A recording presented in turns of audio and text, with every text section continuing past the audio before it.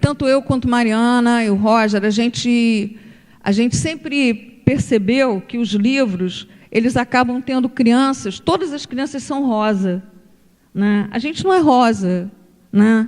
E as crianças brasileiras não são rosa, né? Elas são misturadas, então a gente procura trazer isso também para a ilustração. Essas são ilustrações feitas digitais.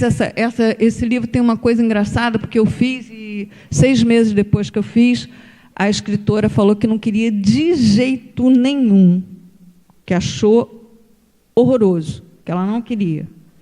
E aí, faltam 5 minutos. Então, aí eu reescrevi essas imagens e a gente fez um livro que trabalha com o B. São palavras com B, que é uma festa. E aí tem a família Beiriz ali, que ela acha que não vai ser convidada e ela fica quase chorando porque ela não vai, mas no final ela acaba aparecendo. Pode passar. O Nau Catarineta do Roger. Eu só tenho 5 minutos, então a gente vai passar rápido, infelizmente. O Nau Catarineta. Eu vou deixar para o Roger falar do Nau Catarineta, então, depois. Carvoeirinhos do Roger, que aí ele fala, Jardins do Roger, que ele fala. Aí, Mariana, esse livro, O Banho, todo mundo tem que ler, gente, todo mundo tem que comprar. O Banho são crianças que a mãe fica mandando tomar banho, eles chamam Ednei, Ednaz, Edinaldo, e aí eles vão tomar, uns vão para a banheira tomar banho, e a banheira é o Rio Amazonas.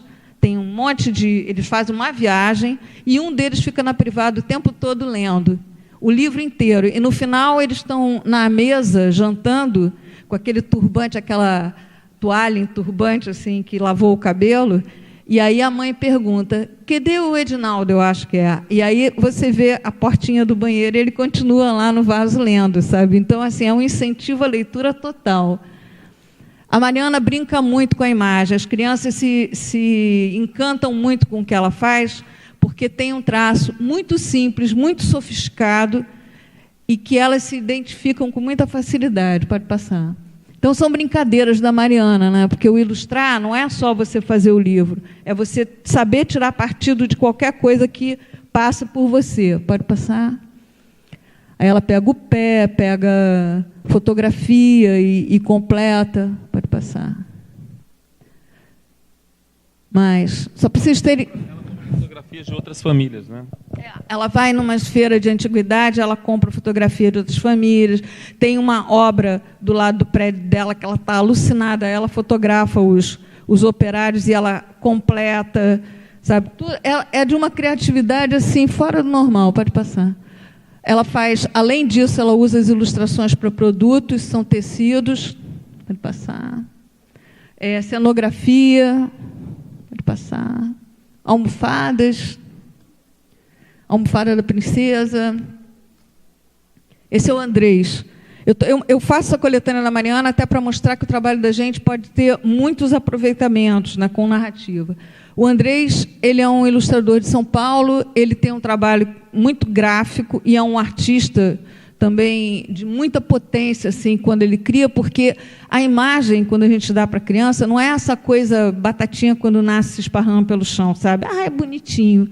Ela tem que ter um questionamento, ela tem que vir para adicionar alguma coisa nesse visual da criança. A televisão já faz o resto, entendeu? Então, a gente não precisa dar essa coisinha para eles. Pode passar. É o Andrés, pode passar. Esses livros do Andrés é todo feito com etiqueta, tá? As imagens são criadas com etiqueta. Pinturas que ele fez no próprio apartamento dele, que ele vai desenhando, isso ele fazendo a fachada da Grandene, lá em São Paulo, que é uma narrativa também, como se fosse uma história, porque ele tinha feito também os Sertões, inserido na imagem, ele ali. Pode passar, pode passar, pode passar. Aí a fachada, pode passar. Esse é o Salmo Dança, que é um ilustrador que também foi professor lá da Escola de Belas Artes, e ele procura trabalhar a imagem, esse é o Alice, mudando a maneira de pensar o construir figurativo, né? Pode passar. Ele vai fazendo, nesse aí ele faz umas colagens, pode passar. Ele faz as ilustrações através de recorte de livro, né? Ele pega livros antigos e faz o recorte, pode passar. O Rapunzel ele fez todo com fio de cabelo. Ele coletou, disse que ele tinha o maior problema, que ele entrava nos cabeleireiros, as pessoas achavam que ele estava maluco. Pode passar. Ele é maluco. Ele é maluco, não ficou maluco. Esse é o Rapunzel dele, pode passar. E essa é uma história que ele fez em cima de negativo antigo. São histórias de duas velhinhas que falam das memórias. Então, ele pegou negativo de filme e raspou.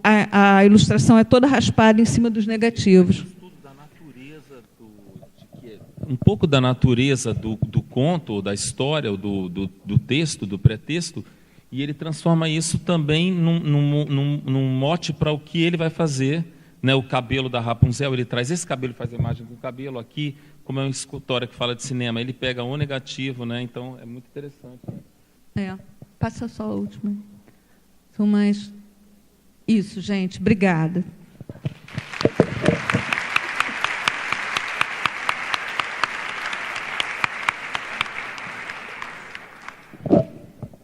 Eu estou me sentindo uma bruxa hoje, né? Porque eu tenho que interromper essas pessoas falando assim, eu querendo ouvir também, sou bruxa de mim mesma, inclusive, né?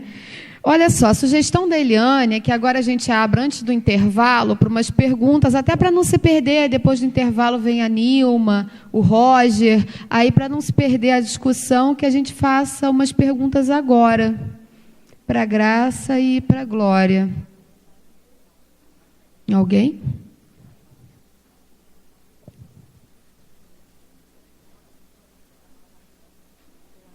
Ó. Como faz com o microfone?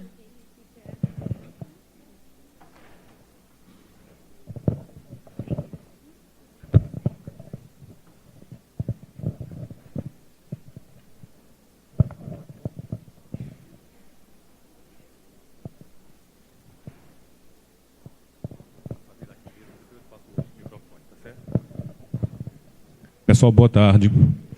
Meu nome é Assis, eu sou de Recife, Olinda, Pernambuco, certo? Eu sou da educação básica. Atualmente eu não estou em sala de aula, eu trabalho nas equipes de ensino, tanto da Secretaria da Educação Municipal de Olinda, como da rede estadual de Pernambuco, certo? Eu estava assim observando, prestando atenção na fala da Glória Quirinos, e assim, como eu acredito que a maioria, né? A maioria se encantou pela sua fala. Eu acho assim que na sua época de infância e adolescência, você era a aluna, a estudante que todo professor gostaria de ter, principalmente o professor de literatura, por exemplo. Aí eu vou fazer uma pergunta, na realidade não é uma pergunta, eu queria ouvir a sua opinião com relação a essa questão que eu acredito que é um dilema na maior parte dos estados do Brasil e de vários municípios. E aí eu vou dizer que, principalmente, os da região Nordeste. Glória, o que é que você acha, assim, nas suas palavras, a gente percebeu que você, desde muito cedo, é encantada pela palavra, enfim, pela leitura. E aí eu pergunto, na sua opinião, o que é que você acha da escola? O que é que você acha da escola hoje, nessa tentativa, nessa preocupação de IDEB, avaliações externas em larga escala, o trabalho com a leitura, a preocupação em desenvolver as habilidades leitoras dos estudantes da educação básica, e esse trabalho, não sei se eu estou equivocado, mas não muito bem feito com os paradidáticos, com a literatura infanto-juvenil em sala de aula, que muitas vezes colocam os estudantes numa camisa de força, porque eles se sentem obrigados a lerem uma obra, enfim, para terem que responder algumas questões, ou por terem que desenvolver, aprimorar suas habilidades de leituras, na perspectiva de se saírem bem nas avaliações externas. Você não acha que isso, de certa forma, acredito que você vai concordar comigo, tira o prazer, mata o trabalho do professor com a leitura e com a literatura em sala de aula? Eu gostaria de ouvir sua opinião nesse sentido. E para a Graça Lima, Graça, eu não sei se você, eu acredito que você tem, eu não sei se assim, se você, do ponto de vista teórico, tem embasamento, tem conhecimento nesse sentido das estilogravuras que ilustram os cordéis. E assim, lá no Nordeste, embora os cordéis eles tenham assim um grande valor, né, na literatura, mas pela academia ainda, eles são vistos como subliteratura, subgênero. Existe ainda um forte preconceito com relação à literatura de cordel. No entanto, para a oralidade, ele é um material extremamente rico. E a estilogravura, elas passam por esse processo também. Elas têm todo o processo artesanal em sua construção. No entanto, é como se fosse um tipo de ilustração marginalizado. E aí, do ponto de vista da imagética, levando em consideração os seus conhecimentos nessa área do trabalho com a imagem, o que é que você acha desse processo, da importância ou da desvalorização desse tipo de ilustração que é a estilogravura? E eu teria uma outra pergunta para você também, se você puder dar sua opinião a respeito disso. O mangá, né, que é uma produção que ela vai em outra perspectiva uma perspectiva contrária a um costume que nós temos de ler, por exemplo, de frente para trás, enfim. Aí você falou nessa questão, né, do nosso olhar, a gente está sempre acostumado a ver uma imagem, ler um texto de cima para baixo, da direita da esquerda para a direita, tal. O que é que você acha do mangá? No que se refere à possibilidade da gente extrair algo de positivo para o processo de ensino-aprendizagem, especificamente para a questão do desenvolvimento das habilidades de leitura dos estudantes. Seria isso. Obrigado.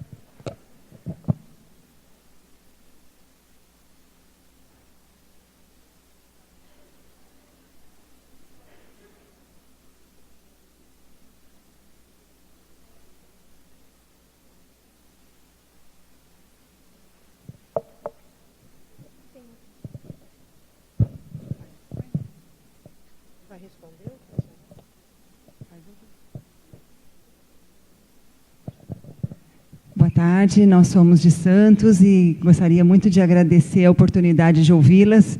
Acho que foi um presente para todos nós aqui. Muito obrigada, Graça e a Glória Quirinos.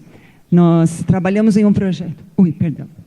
Nós trabalhamos em um projeto, esse ano agora, que tratou de uma temática justamente tocada pela Graça, a questão da América Latina. A gente procurou levar para alguns professores, educadores, toda a cultura do Chile, do Peru e da Argentina. Então, para nós também ainda é um orgulho imenso estar aqui ouvindo a Glória. Trabalhamos com os seus livros, com alguns alunos, estamos trabalhando ainda, mas nós temos uma angústia para dividir. Porque no momento em que a gente tentou levar essa temática, que é uma temática, infelizmente, pouco explorada, né, por professores, enfim, nós também esbarramos com dificuldades de que o grupo de educadores, professores e, infelizmente, muitas vezes até da nossa chefia nos compreendesse, né? Nós somos um grupo, somos a Cláudia, a Marisa, que faz parte também dessa equipe do projeto. Então, a gente queria ouvir de vocês ideias, sugestões de como a gente poder... de como a gente pode fazer com que as pessoas compreendam a importância de trabalhar com a cultura da América Latina dentro do nosso país, dentro da nossa educação. Acho que é isso, né, meninas?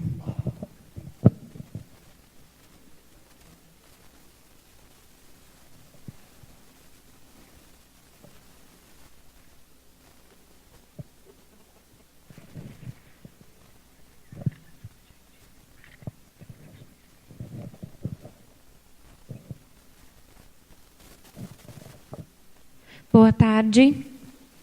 Meu nome é Samanta.